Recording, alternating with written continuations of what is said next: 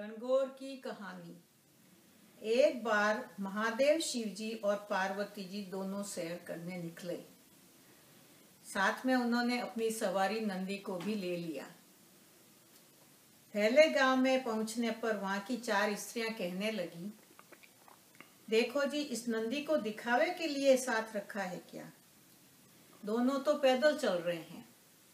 ऐसा सुनकर जब महादेव जी दूसरे गांव पहुंचे तो उन्होंने पार्वती जी को नंदी पर बैठा दिया।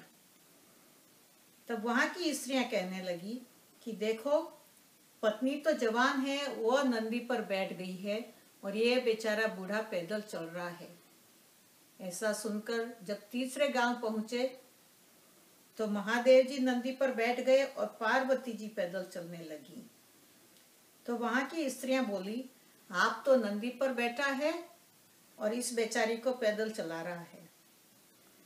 यह सुन चौथे गांव पहुंचे तो महादेव जी और पार्वती जी दोनों नंदी पर बैठ गए।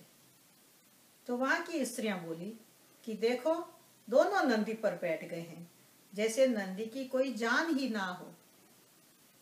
इतना सुनकर महादेव जी पार्वती जी से बोले, संसार तो चढ़े को भी हंसता है और पैदल चलने वालों को भी हंसता है।